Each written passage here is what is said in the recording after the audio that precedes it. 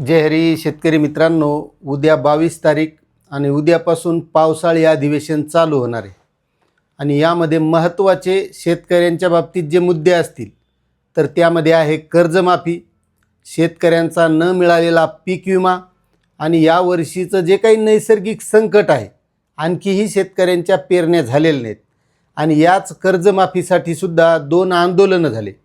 एक पंढरपूर इथं रोहित पवारांचं आंदोलन आणि बुलढाणा इथं रविकांत तुपकरांचं आंदोलन आणि त्यामध्येच विरोधकांनी आजच्या चहा पानावर बहिष्कारसुद्धा टाकलेला आहे. आता विरोधकापुढं महत्त्वाचे प्रश्न आहे कर्जमाफी, पीक विमा आणि हे नैसर्गिक शेतकऱ्यावरचं संकट आणि याचसोबत महागाई, इंधनवाढ, त्यामुळे शेतकऱ्यांचा प्रलंबित असलेला कांद्याचा प्रश्न, कांदा खरेदी आणखी पाहिजे तेवढ्या प्रमाणात होत नाही, हे सगळे प्रश्नसुद्धा सरकारच्या समोर आहेत. आता यामध्ये महत्त्वाचा मुद्दा आहे सध्या चालू असलेला कर्जमाफीचा. कारण राज्य सरकारनं जे काही अटी, निकष, नियम लावले होते या संदर्भात हे निकष व नियम, अटी काढून टाकण्यासंदर्भात रोहित पवारांनी पंढरपूर इथं आंदोलन केलं. त्यांना 22 तारखेचं आश्वासन दिलं होतं की 22 तारखेच्या अगोदर तुमची आम्ही सरकारसोबत बैठक घेऊ आणि त्या बैठकीत मग यामध्ये आपण निर्णय करू. कारण मागण्या तशाच होत्या की शेतकऱ्यांना जी कर्जमाफी दिलेली आहे यामध्ये जे काही अटी, निकष, नियम लावलेत हे हटवण्यात यावे आणि शेतकऱ्यांना सरसकट 2 लाख रुपयांची कर्जमाफी द्यावी. आता उद्या 22 तारीख आहे, त्यामुळं हा मुद्दा काही या आंदोलनाच्या मार्गातून सुटलेला दिसत नाही. मग आता हा गाजणार आहे अधिवेशनामध्ये आणि या अधिवेशनामध्ये आता आंदोलनकर्ते रोहित पवार हे स्वतः आमदार आहेत, रविकांत तुपकर हे शेतकरी संघटनाचे नेते आहेत, त्यांनीसुद्धा यामध्ये सरसकट कर्जमाफीसाठी आंदोलन केलं. त्यानंतर शेतकऱ्यांचा रखडलेला पीक विमा 2025चा आणि बुलढाणा जिल्ह्यामध्ये तर 2024चा सुद्धा बऱ्याच शेतकऱ्यांना दिलेला नाही. त्याचं कारण आहे त्या कंपनीनं त्यावर आवळा मारला आहे, म्हणजे कंपनी पीक विमा द्यायलाच तयार नाही आणि ह्या सगळ्या अडचणीच्या माध्यमातून मग त्यांनी हे आंदोलन केलं आणि त्यांनासुद्धा महाजन या मंत्र्यांनी येऊन तिथं एक आश्वासन दिलं, तुमची बैठक मुख्यमंत्र्यासोबत घडू आणि त्यावेळेस मग तुम्ही हे सगळे प्रश्न मांडा आणि त्यांचंसुद्धा आंदोलन तिथून स्थगित करण्यात आलं. आता ह्या दोन्ही आंदोलनाच्या बाबतीत सारख्याच गोष्टी घडल्या आणि मंत्री ते एकच, संकटमोचक महाजन साहेब यांनी ते आंदोलन स्थगित करायला भाग पाडलं. आता महत्त्वाचा मुद्दा हे अधिवेशनाचा, कारण तिथंसुद्धा गाजणं गरजेचं आहे. आता नुसतं रोहित पवार हे आमदार आहेत म्हणून त्यांनीच नाही, तर इतर जे शेतकऱ्याच्या जीवावर निवडून आलेले आमदार आहेत याहीनं तो प्रश्न तिथं मांडणं गरजेचं आहे.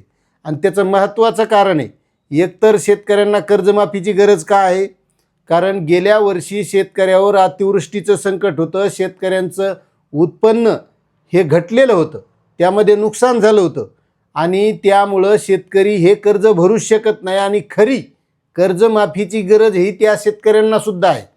मात्र या अटी, निकष याच्यामुळं ही शेतकऱ्यांना पाहिजे तेवढ्या प्रमाणात कर्जमाफी मिळणार नाही आणि त्याचमुळं पीक विम्याचं सुद्धा तसंच झालेलं आहे. गेल्या वर्षीचा पीक विमा आणखीही शेतकऱ्यांना मिळालेला नाही. म्हणून हे महत्त्वाचे प्रश्न आहेत आणि आता आमदारांनी ते विधानसभेमध्ये मांडणं गरजेचं आहे आणि तसा त्यांनी यावर्षी बहिष्कार या चहापानावर दरवर्षीप्रमाणे टाकलेला आहे आणि त्यांची आज पत्रकार परिषद झाली. आता या पत्रकार परिषदेमध्ये भास्कर जाधव हे आक्रमक झाले शेतकऱ्याच्या प्रश्नावर. आता नेमकं त्यांच्या पत्रकार परिषदेमध्ये काय म्हणाले आपण ते थोडक्यात बघू. त्यांचं म्हणणं आहे की ही जी काही कर्जमाफी दिलेली आहे ही फसवी आहे आणि यामध्ये शेतकऱ्यांचा 7/12 कोरा करणं गरजेचं आहे.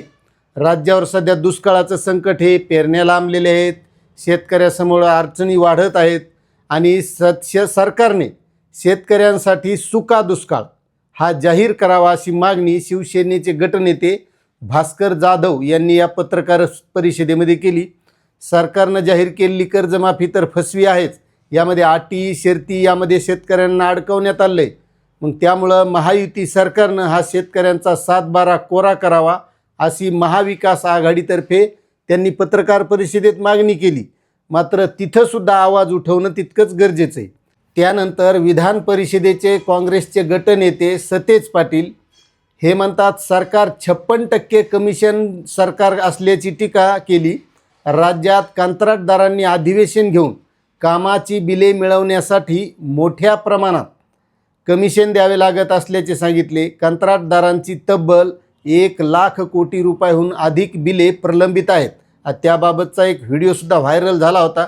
कुठं कुठं किती टक्के कमिशन द्यावं लागत आहे ते एका कंत्राटदाराचा होता, तुम्ही तो बघितलाही असेल.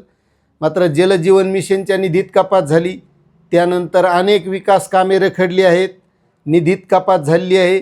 दुसरीकडे राज्यावरील कर्जाचा बोजा वाढला आहे, 9.5 लाख कोटी रुपयापर्यंत पोहोचल्याने महाराष्ट्राची आर्थिक स्थिती ही चिंताजनक बनली, अशी टीकासुद्धा सतेज पाटलांनी केली. त्यानंतर जयंत पाटील हे काय म्हणतात, राज्यात कायदा आणि सुव्यवस्था कोलमडली, महिलांवर अत्याचार वाढले आहे, ड्रग्जचे प्रमाण राज्यात प्रचंड वाढले आहे. अशा प्रकरणात छोट्या लोकांना अटक होते, पण मास्टर माइंड मोकाटच राहतात. अंमली पदार्थ विकणारे असतील, पोलिसांचे हितसंबंध यातून घटना वाढत आहेत. देवस्थानच्या जमिनीचा घोटाळा मागील अधिवेशनात मांडला, पण यावर कोणत्याही प्रकारची कार्यवाही झाली नाही, असं सुद्धा जयंत पाटील म्हणालेत. जितेंद्र आव्हाडांनी सुद्धा सरकार विरोधकांनी उपस्थित केलेल्या प्रश्नावर उत्तर देण्याऐवजी टिंगलटवाळी करत आहे. विरोधकांनी दिलेल्या पत्रातील व्याकरणावर भाष्य करण्यापेक्षा त्यातील प्रत्येक मुद्द्यावर उत्तर देण्याची जबाबदारी सरकारची आहे, अशी टीकासुद्धा त्यांनी केली आणि त्यांनी चहापानावर बहिष्कार टाकलेला आहे. त्यानंतर आता रविकांत तुपकार हे अन्नत्याग आंदोलन झाल्याच्या नंतर छत्रपती संभाजीनगर इथं हॉस्पिटलमध्ये उपचार घेत आहेत. आता त्यांनीसुद्धा असं म्हणलं आहे की आम्हाला जे आश्वासन दिलेलं आहे बैठकीचं, ही बैठक लवकरात लवकर घ्यावी आणि बैठकीमध्ये जर तोडगा निघाला नाही तर यानंतर उग्र आंदोलन करता येईल.